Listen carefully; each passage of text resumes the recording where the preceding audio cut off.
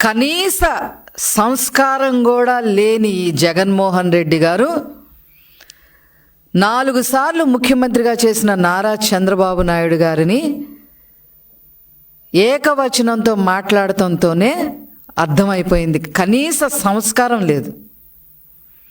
మాట్లాడితే నారా చంద్రబాబు నాయుడు గారిని, మా ప్రభుత్వాన్ని చంద్రముఖితో పోలుస్తూ ఉన్నారు జగన్మోహన్ రెడ్డి. మీరు తెలుసుకోవాల్సింది ఏంటి అంటే, మీరు చంద్రముఖిగా 2019 నుంచి 2024 వరకు ప్రవర్తించి రాష్ట్రాన్ని అల్లకల్లోలం చేస్తే ప్రతి ఓటరు ఈ ఆంధ్ర రాష్ట్రంలో ఒక రజనీకాంత్ అయ్యి మీ మాడు పగలగొట్టారనే విషయం మీరు తెలుసుకోవాలి. కాబట్టే 151 సీట్ల నుంచి 11కే పరిమితం అయ్యారు అనే విషయాన్ని మీరు గమనించుకోకుండా మా మీద అవాకులు చవాకులు పేలడం కరెక్ట్ కాదు అని చెప్పి జగన్మోహన్ రెడ్డి గారికి చెప్పదలుచుకున్నాం. చంద్రబాబు నాయుడు గారిని ఏకవచనంతో మాట్లాడటం అనేది, డూ డూ డూ అని ఉపయోగిస్తూ మాట్లాడటం అనేది మేము చాలా తీవ్రంగా ఖండిస్తూ ఉన్నాం. ఇకపోతే విలువల గురించి, విశ్వసనీయ గురించి, విధ్వంసాల గురించి, ఆర్థికంగా మేమేదో చెయ్యలేదు అని చెప్పి, మేమేదో తప్పు మాట్లాడామని చెప్పి రకరకాలుగా మాట్లాడుతూ ఉన్నారు. వాటన్నిటికి కూడా సమాధానం చెప్పడం కోసమే ఈరోజు రాష్ట్ర ప్రజల ముందుకి మేము రావడం జరిగింది. ఒక రకంగా చెప్పాలి అని అంటే, మొదట మాట్లాడితే ఆర్థిక ఉగ్రవాది అయిన ఈ జగన్మోహన్ రెడ్డి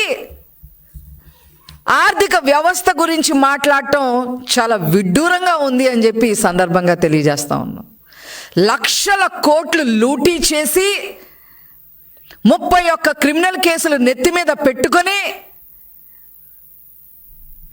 దేనికి కూడా ప్రజలకి సమాధానం చెప్పే పరిస్థితుల్లో ఉండి ఇతను విశ్వసనీయత గురించి, విలువల గురించి మాట్లాడటం చాలా ఆక్షేపణీయంగా ఉంది అని చెప్పి ఈ సందర్భంగా నేను తెలియజేస్తా ఉన్నాను.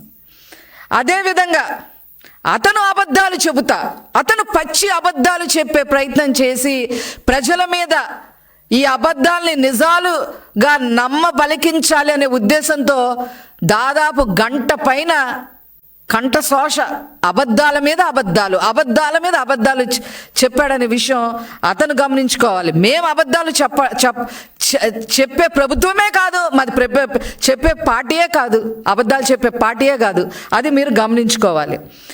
మాట్లాడితే మీడియాని దొంగల ముఠా అని చెప్పి ఈటీవీ, TV5, ABN అట్లాగా కొన్ని ఛానల్స్ని పట్టుకొని దొంగల ముఠా అని చెప్పి మాట్లాడుతూ ఉన్నాడు.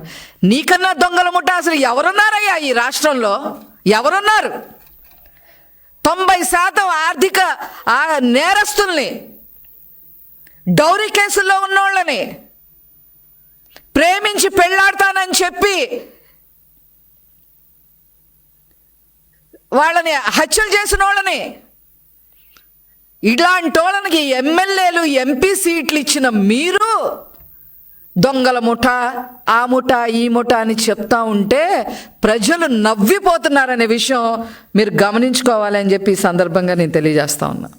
చూసారు కదండి, మరి ఈ వీడియో కనుక మీకు నచ్చినట్లయితే ఒక లైక్ కొట్టేసి మీ అభిప్రాయాన్ని కూడా కామెంట్ బాక్స్లో తెలియజేస్తూ ఇలాంటి ఇంట్రెస్టింగ్ అప్డేట్స్ కోసం మా ఛానల్ని సబ్స్క్రైబ్ చేసుకోండి.